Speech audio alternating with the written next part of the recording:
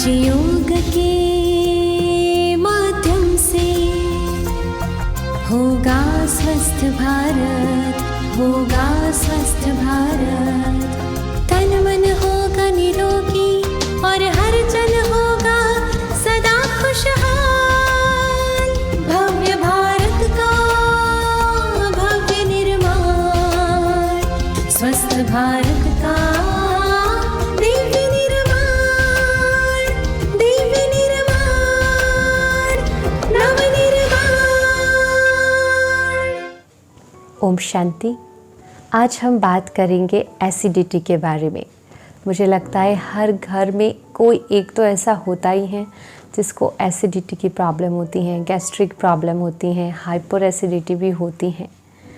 तो जब हम डॉक्टर के पास जाते हैं, जब हमें बर्निंग सेंसेशन जैसा फील होता है, तो डॉक्टर्स कहते हैं आपको एसिड रिफ्लेक्स है, कोई कहता है आपको GERD है, कोई कहता है आपको हार्ट बर्न हो रहा है। ये जो तीनों चीज़ हैं, ये कोई एक नहीं है, तीनों में थोड़ा थोड़ा डिफरेंस है। तो ये समझना पहले बहुत ज़रूरी है कि एसिड रिफ्लेक्स क्या है, या फिर GERD क्या है, या फिर ये हार्ट बर्न क्या है। तो क्या होता है एसिड रिफ्लेक्स? एसिड रिफ्लेक्स और हार्ट बर्न जो है ना, वो डिजीज़ नहीं है। GERD एक क्रोनिक डिजीज़ है। एसिड रिफ्लेक्स और हार्ट बर्न एक सिम्टम हम कह सकते हैं। एसिड रिफ्लेक्स में क्या होता है कि आपने जो खाना खाया है वो अंदर जाता है, हमारे स्टमक में जाता है। एसिड हमारी फूड पाइप में एकदम से ऊपर आ जाता है और फिर वापस चला जाता है। तो इसे कहेंगे एसिड रिफ्लेक्स, जिसकी आफ्टर इफ़ेक्ट्स नहीं होते हैं। जिसकी आफ्टर इफ़ेक्ट यानी कि आपकी अन्न नली पे अगर आपको वो चीज़ हुआ, उसके बाद अगर एंडोस्कोपी करके भी देखेंगे तो कोई दिखाई नहीं देगा कुछ, लेकिन वो टेम्पररी आया और गया वाली चीज़ है। जबकि GERD, जिसको कहते हैं गैस्ट्रो इसोफेजियल रिफ्लेक्स डिसीज़, इसमें क्या होता है कि एसिड रिफ्लेक्स जो है वो बार बार क्रोनिक हो जाता है। मतलब बहुत ज़्यादा आता है, जाता है, और उसकी वजह से जो हमारी फूड पाइप है इसमें इन्फ्लामेशन आने लगता है और फिर बहुत सारी चीज़ें होती हैं। और हार्ट बर्न जो कहते हैं उसमें कोई हार्ट का लेना देना नहीं होता है, ये एक सिम्टम ही है। वास्तव में इसोफेगस या अन्न नली के जलन की बात है। तो हार्ट बर्न में हार्ट का कोई इससे कनेक्शन नहीं है। Now lining of oesophagus is more delicate than stomach. Now खाने की जो थैली है उसमें तो 24 घंटा एसिड रहता है, लेकिन जो उसकी लाइनिंग है वो एसिड के लिए यूजुअली रेजिस्टेंट होती हैं, जबकि हमारा जो इसोफेगस है, हमारी जो फूड पाइप है, वो इतनी रेजिस्टेंट नहीं होती हैं। इसलिए जब एसिड ऊपर आता है तब हमें थोड़ा जलन महसूस होती है और ऐसा फीलिंग आती है कि जैसे कुछ खट्टा खट्टा आया और चला गया, टेस्ट आता है खट्टापन जैसा। अब अगर हम बात करते हैं एसिड रिफ्लेक्स की, तो हमारी जो ये खाने की नली है, अन्न नली या फूड पाइप, उसकी और हमारी जो खाने की थैली हैं उसके बीच में एक मसल होता है, सर्कुलेटरी मसल होता है, जो वाल्व का काम करता है, जिसका नाम है लोअर इसोफेजियल स्फिंक्टर। इसका क्या काम है कि हम जो भी खाना खाते हैं वो अन्न नली से जाता है, फिर वो वाल्व खुलता है, वो खोलता है और वो खाने को हमारे पेट में ले जाता है। तो और फिर जैसे वो चला जाता है खाना, तो वो वाल्व बंद हो जाता है। लेकिन अगर किसी रीज़न से वो वाल्व जो है वो टाइट नहीं है या इनकॉम्पिटेंट है या फिर ढीला हो गया है, तो फिर संभावना होती है एसिड का ऊपर आना या खाना जो है वो ऊपर आना। तो ये जो प्रॉब्लम है कि वाल्व जो है वो ठीक से बंद नहीं हुआ या ढीला है, तो उसकी वजह से जो एसिड ऊपर आता है, इसको कहते हैं एसिड रिफ्लेक्स। अगर ये एसिड रिफ्लेक्स जो है वो ज़्यादा हो जाए तो दूसरे भी सिम्टम्स देखने में आते हैं, जैसे कि कड़वा टेस्ट आना, फिर जलन होना, सॉर थ्रोट हो जाना, गले में खराश आती हैं, खांसी जैसा फीलिंग होती है। Now if we come to GERD, then GERD is a chronic form of acid reflux. तो बार बार जब एसिड ऊपर आता है तो खाने की नली को, अन्न नली को वो डैमेज करता है, इन्फ्लामेशन होता है, इरिटेट करता है और कई बार बहुत सारे कॉम्प्लिकेशंस भी इसकी वजह से खड़े हो जाते हैं, इंक्लूडिंग कैंसर। कई बार अल्सरेटिव प्रॉब्लम होता है, कैंसर्स होते हैं, तो ये सारे कॉम्प्लिकेशंस भी हो सकते हैं GERD में। अगर आपको GERD की क्रॉनिक समस्या है, लंबे समय से आपको ये प्रॉब्लम है, तो आप मार्क कीजिए जिनको भी ये होता है उनकी सांस में बदबू आने लगती हैं, उनके दांत जो हैं उससे इनेमल जो है वो धीरे धीरे ख़त्म हो जाता है। कई बार रात को जब सो रहे होते हैं तो एसिड श्वास नली में भी जाने की संभावना होती है, या फिर एकदम से रात को उठ जाते हैं, खट्टे डकार आने लगते हैं। तो ये सारी समस्या GERD में देखने में आती हैं। इसके अलावा कई बार चेस्ट पेन भी फील होता है पेशेंट को, और जो लोगों को GERD होता है वो लोग अगर भोजन के बाद तुरंत लेट जाते हैं तो भी एसिड रिफ्लेक्स होता है, एसिड वापस आता है और बर्निंग सेंसेशन होता है। इसलिए भोजन के बाद कई लोगों की समस्या होती है कि तुरंत खाने के बाद हमें जलन महसूस होती है, तो उनको ये प्रॉब्लम होती है। इसके अलावा अगर भोजन के बाद आप झुक कर ज़्यादा काम करते हो, फॉरवर्ड बेंडिंग पोजीशन में ज़्यादा काम करोगे तुरंत भोजन के बाद, तो भी खाना वापस आता है, एसिड वापस आता है, तो जलन फील होता है, कई बार पेन फील होता है। और ये एसिड अगर थ्रोट तक बार बार आता है तो गला बैठ जाता है, खराश आ जाती है, आवाज़ चेंज हो जाती है। जो अस्थमेटिक पेशेंट है उनके लिए GERD कई बार घातक बन सकता है, क्योंकि उससे अस्थमेटिक अटैक आने की संभावना जो है वो बढ़ जाती है। अगर आपको खाने की नली और खाने की थैली के बीच में हाइटस हर्निया की प्रॉब्लम हो रही है तो भी GERD होने के चांसेस बढ़ जाते हैं। इसके अलावा जिसको ओबेसिटी है, जो मोटापे की समस्या से ग्रसित हैं, उनको भी या तो एसिड रिफ्लेक्स या GERD की समस्या हो सकती है। प्रेगनेंसी में भी देखा गया है हार्टबर्न या एसिड रिफ्लेक्स की प्रॉब्लम होती हैं। तो अगर हम कॉमन फैक्टर्स ऑफ GERD देखें तो जो चेन स्मोकर हैं, जो बहुत ज़्यादा अल्कोहल का सेवन करते हैं, या फिर जो बहुत सारी पेन किलर्स खाते हैं और बहुत सारी मेडिसिन्स लेते हैं, उनको भी GERD हो सकता है।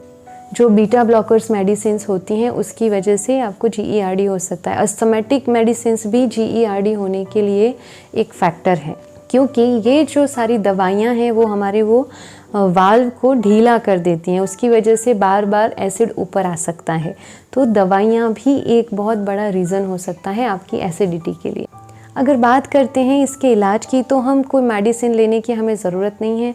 जो लोग ज़्यादा एंटासिड्स लेते हैं, ज़्यादा दवाइयों से एसिडिटी को ठीक करने की कोशिश करते हैं, वो सिर्फ टेम्पररी आपको राहत मिलेगी, पर ये परमानेंट सॉल्यूशन नहीं है। आप घर पे रह के घरेलू इलाज से और कुछ अपनी लाइफस्टाइल को चेंज करके एसिडिटी को ख़त्म कर सकते हैं। तो सबसे पहले जो भी आप खाना खाते हो अच्छे से चबा के खाइए। जो भी भोजन करते हो आपको ठीक से चबाना है। जैसे कि आपने एक निवाला लिया, उसको 32 टाइम्स चबाइए और फिर उसको अंदर जाने दीजिए। ज़्यादा काम सलाइवा करेगा, यहीं से पचना शुरू हो जाएगा और नीचे जाएगा। दूसरा, अच्छे से प्रॉपर नींद लीजिए। जो अच्छे से नींद नहीं लेते ना, उनको भी एसिडिटी की प्रॉब्लम होती है, इसलिए नींद अपनी प्रॉपर पूरी कीजिए। इसके साथ साथ एकदम पेट भर के खाना नहीं खाना है, ज़्यादा खाना नहीं खाना है। ज़्यादा खाने से भी वाल्व खुल के ऊपर एसिड आने की संभावना बढ़ जाती है। इसलिए खाना खाइए लेकिन लिमिट में खाइए, बहुत ज़्यादा नहीं भर दीजिए पेट को। कई लोग होते हैं जिनका पोस्चर ठीक नहीं होता है बैठने का, तो ऐसे बैठते हैं, तो उसकी वजह से भी एसिड रिफ्लेक्स की प्रॉब्लम हो सकती है। इसलिए अपने पोस्चर का भी ध्यान रखिए कि आप किस प्रकार से बैठते हैं। सीधा बैठिए, आर्म सपोर्ट के साथ बैठिए, अच्छे से बैठिए, तो क्या होगा, वो एसिड रिफ्लेक्स वाली प्रॉब्लम नहीं होगी। एक और बात है कि भोजन के बाद तुरंत वॉक करने लोग जाते हैं, वो भी नहीं करना है। उससे क्या होगा, एसिड रिफ्लेक्स की समस्या आपकी और बढ़ सकती है। भोजन के बाद आराम से आप वज्रासन में बैठ जाइए, कोई काम नहीं कीजिए। झुक के काम करेंगे तो भी वापस आएगा। इसलिए भोजन के बाद मिनिमम 20 मिनट्स आपको रेस्ट लेना है। जिसको भी एसिडिटी की समस्या है, कृपा करके भोजन के बाद कोई वर्क नहीं करना। एक और बात, भोजन करने के साथ साथ मोबाइल नहीं यूज़ करना, टीवी यूज़ नहीं करना, और भोजन के बाद भी 15 मिनट तक आपको कोई डिवाइस यूज़ नहीं करना है। सिर्फ शांति से बैठना है। अपनी सारी शक्ति को, शरीर की जो प्राण शक्ति हैं, उसको डाइजेस्टिव सिस्टम में लगाने दीजिए। आप मोबाइल लेके बैठ जाएंगे खाने के बाद, तो ब्रेन को फिर शक्ति चाहिए, तो आधी शक्ति यहाँ आ जाएगी और आधी शक्ति ही यहाँ पर पेट में काम करेगी। पूरी शक्ति उसको पचाने के लिए जाने दीजिए। बीच में आप ये सारे इलेक्ट्रिक गैजेट्स अगर यूज़ करने लगेंगे भोजन के बाद तो फिर डिवाइड हो जाएगी शक्ति। इसलिए जो भी acidity, gastric problem, digestion related कोई भी प्रॉब्लम से ग्रसित हैं, उनसे ये रिक्वेस्ट है कि आप प्लीज़ भोजन के दौरान और भोजन के बाद 20 minute mobile, TV, laptop, tablet कुछ मत यूज़ कीजिए और अपना भोजन समय पर कीजिए। ऐसा नहीं कि कभी कभी दोपहर का भोजन 2 बजे कर लिया, रात का भोजन 12 बजे कर लिया, नहीं, फिक्स टाइम पे अपना भोजन करना है, क्योंकि इसका भी बहुत बड़ा असर होता है। अगर आप ज़्यादा भूखा रहोगे तो भी एसिड रिफ्लक्स हो सकता है, बहुत ज़्यादा खा लिया तो भी एसिड रिफ्लक्स हो सकता है। सो प्रॉपर मात्रा में खाइए और प्रॉपर समय एक फिक्स कर दीजिए जिस पर आप खाना खाएं। दूसरा, आपको जिसको भी एसिडिटी की प्रॉब्लम है उनके लिए, क्योंकि बॉडी के अंदर का टेम्परेचर बढ़ने लगता है जिसको एसिडिटी होती है, एसिड का प्रमाण जब बढ़ जाता है, आप ज़्यादा तला हुआ, तीखा, मिर्च मसाले वाला, ऐसे स्पाइसी फूड, जंक फूड खाते हैं, तभी भी एसिड रिफ्लक्स होने की चांसेस बढ़ जाता है। तो आपको जिसको भी एसिडिटी है, पहले तो ऐसा खाना नहीं खाना है, और दूसरा, दिन में 3 बार एक नैपकिन लेना है बड़ा सा और उसको ठंडे पानी में भिगो करके उसको हमारे ये जो स्टमक का भाग है लपेट लेना है 20 मिनट तक।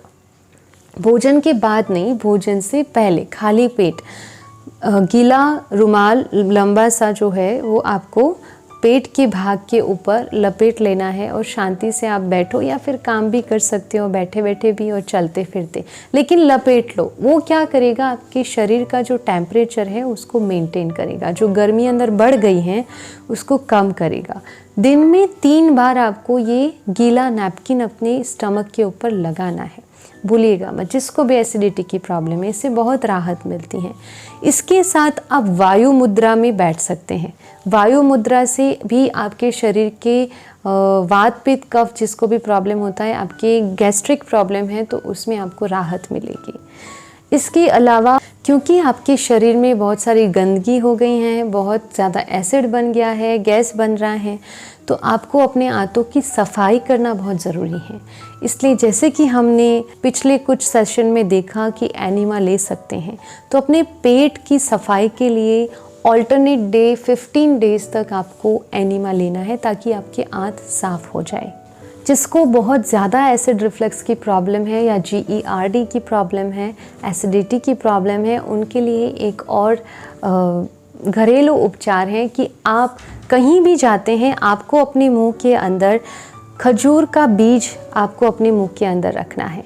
वो बीज जो है वो आपकी एसिडिटी को कम करने के लिए हेल्प करेगा। अपने मुंह में आप खजूर का बीज रख सकते हैं। इसके साथ एक और रामबाण इलाज है, आप मुलेठी का काढ़ा पी सकते हैं। काढ़ा मतलब गरम नहीं पीना है, मुलेठी को पानी में उबाल लीजिए और उसको छान के फिर उसको पीना है। ये बहुत, क्योंकि मुलेठी में वो तत्व हैं जो हमारे एसिड को कम करेगा, इसलिए मुलेठी का उपयोग आप ज़्यादा से ज़्यादा कीजिए। मॉर्निंग एंड इवनिंग दोनों टाइम आपको मुलेठी के काढ़े को पहले उबाल करके फिर छान करके उसे पीना है। भोजन के बाद 1 चम्मच जीरा चबा लीजिए, या फिर भोजन के बाद 1 इलायची मुंह में रखिए, क्योंकि इलायची जो है वो ठंडी है और जीरा भी ठंडा है। ये दोनों आपकी एसिडिटी को कंट्रोल करने में आपकी मदद करेगा। इसके अलावा आप जीरा रात को भिगो दीजिए, या धनिया भी ठंडा होता है, धनिया के बीज, उसको भी आप रात को भिगो दीजिए और फिर सुबह उठ करके उबाल करके छान करके आप उसे पी लीजिए। ये आपको एसिडिटी में राहत देगा। आप जीरे के साथ पुदीना को भी उबाल करके पी सकते हैं। पुदीना भी जो है हमारे डाइजेस्टिव सिस्टम को ठीक करने में हमारी हेल्प करता है। फाइबर्स वाले आप फूड लीजिए, ज़्यादा रेसे वाले जो फूड हैं जो आपके पूरे स्टमक को साफ़ करें, आपके इंटेस्टाइन से सारा कचरा निकाले, ऐसे फूड लीजिए। ग्रीन वेजिटेबल्स लीजिए।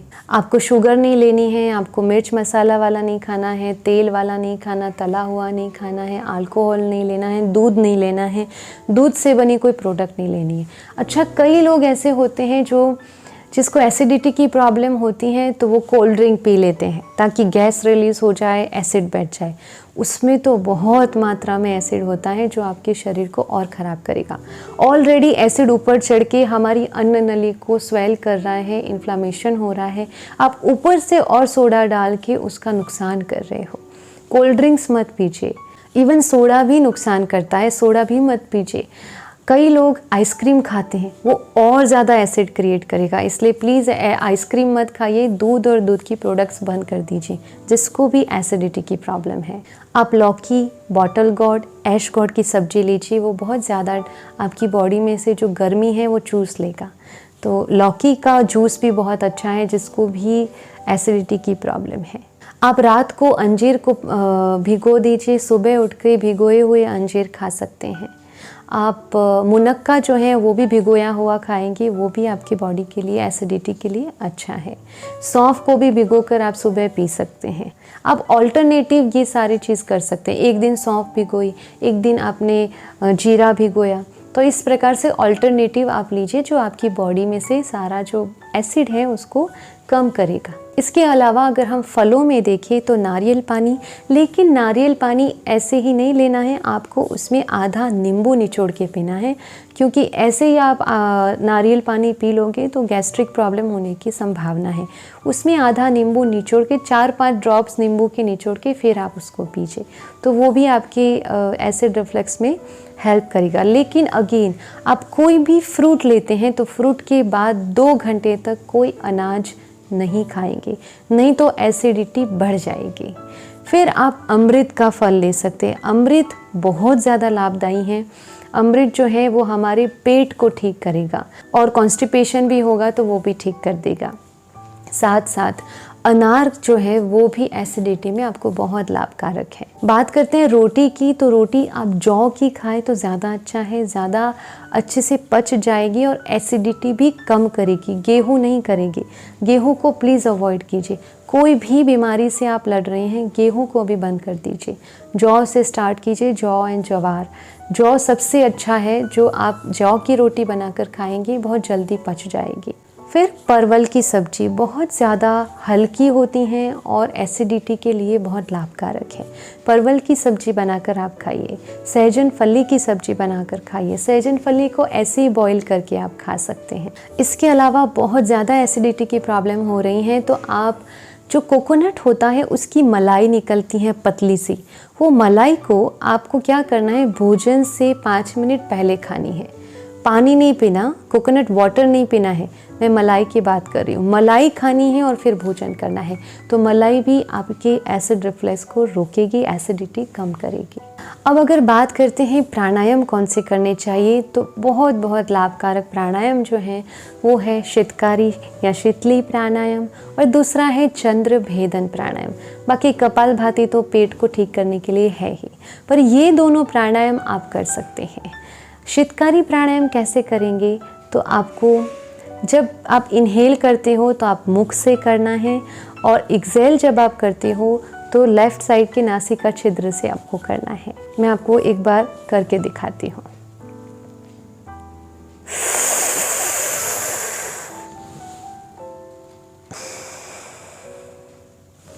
ये आपको 30 to 40 टाइम्स करना है, जिससे बहुत ज़्यादा आपको रिलैक्स फील होगा, जिसको ज़्यादा बर्निंग हो रही है। इसके अलावा चंद्र भेदन प्राणायाम, तो हमारी जो ये लेफ़्ट साइड का नासिका छिद्र है इसको कहते हैं चंद्र नाड़ी, और ये जो है ये हमारी सूर्य नाड़ी है। तो हमें क्या करना है कि हमें सूर्य नाड़ी को बंद करके चंद्र नाड़ी से इनहेल करना है और सूर्य नाड़ी से एक्सेल करना है, फिर से चंद्र नाड़ी से इनहेल करना है। ये भी हम 50 टाइम्स करेंगे। तो इस प्रकार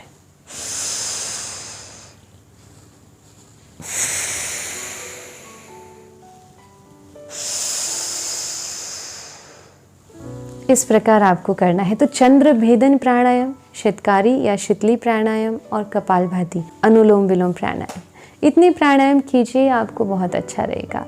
अगर योगासन की बात करें तो भुजंगासन, उष्ट्रासन, मत्स्यासन, वज्रासन, पवन मुक्तासन, मकरासन, इतने योगासन करने से हमें जो एसिडिटी की प्रॉब्लम है उसमें राहत मिलेगी। अब अगर एक्यूप्रेशर पॉइंट की बात करें तो कई बार एक्यूप्रेशर पॉइंट्स भी हमें एसिडिटी को कम करने में लाभदायी होते हैं। तो एक पॉइंट है स्टमक 21, जो पॉइंट आप ऐसे हाथ करेंगे, आपकी ये जो फिंगर हैं, लिटिल फिंगर के बाजू वाली फिंगर, इस फिंगर को जैसे आप फोल्ड करते हैं तो जहाँ पहुँचती हैं वहाँ यहाँ पे पहुँची।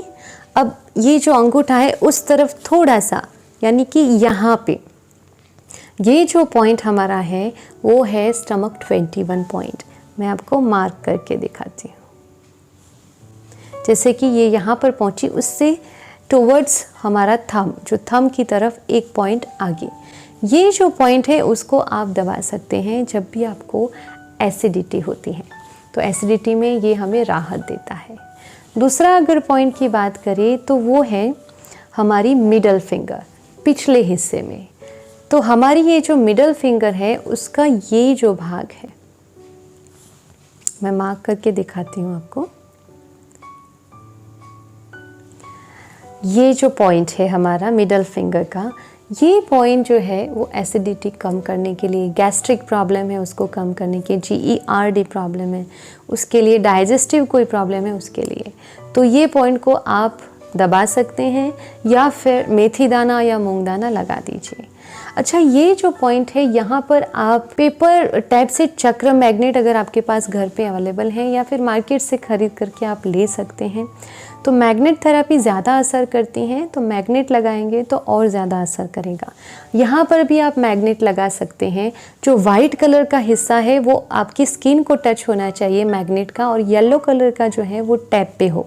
इस प्रकार से आप एक्यूप्रेशर थेरेपी से, एक्यूप्रेशर से भी आप एसिडिटी को कंट्रोल कर सकते हैं। तो अपनी लाइफस्टाइल को ठीक कीजिए, अपनी नींद पूरी कीजिए, खाना ठीक से खाइए, प्रॉपर टाइम पे खाइए, तो एसिडिटी की प्रॉब्लम नहीं होगी।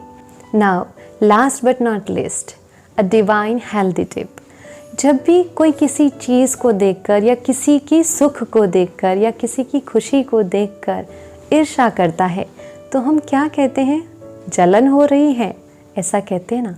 ये जलन शब्द आपको पता है ना, बहुत सारे रोग साइकोसोमेटिक है, यहाँ से हैं। हम यहाँ से ज़्यादा सोचते हैं, एसिडिटी होने लगती है। तो एसिडिटी आजकल तो जो हो रही हैं वो ज़्यादातर साइकोसोमेटिक प्रॉब्लम की वजह से हो रही है। इसलिए कहा जाता है कि क्या आप इनसे जलते हैं? तो जलना, बर्न होना। तो जब हम किसी और के सुख को देखकर, किसी और की खुशियों को देखकर अपनी तुलना करने लगते हैं या हम उनकी खुशियों को नहीं देख पाते, तो हम अपना ही नुकसान करते हैं। ये जलना सिर्फ बोलने के लिए नहीं है, लेकिन आपकी जो सोच क्रिएट होती है ना, उनके सुख या खुशी को देखकर दुखी होने की सोच, वो आपके शरीर को जलाती हैं। इसलिए अपनी सोच को बदलते हैं। किसी और की खुशियों को देखकर, किसी और की उन्नति को देखकर अगर ईर्ष्या होती हैं तो फिर हमारे शरीर को नुकसान होगा। हमें किसी से कंपटीशन नहीं करना है, हमें अपनी जीवन यात्रा का आनंद लेना है। संतुष्ट बन जाते हैं तो रोज़ सुबह जिसको भी एसिडिटी की प्रॉब्लम है, एक स्वमान का अभ्यास करेंगे। सुबह उठते ही एक संकल्प, मैं संतुष्ट आत्मा हूँ, मैं भरपूर आत्मा हूँ, मैं सुख संपन्न, खुशियों से भरपूर परमात्मा की भरपूर संतान हूँ। मेरे पास सुख, शांति, प्रेम, आनंद का भरपूर खजाना है। मैं अपने जीवन से संतुष्ट हूँ। मैं संतुष्ट मणि हूँ। बस इस स्वमान का अभ्यास करना है। तो आज के लिए इतना ही। कल फिर से मिलते हैं एक नई स्वास्थ्य चर्चा के साथ। अच्छा, ओम शांति, शुक्रिया।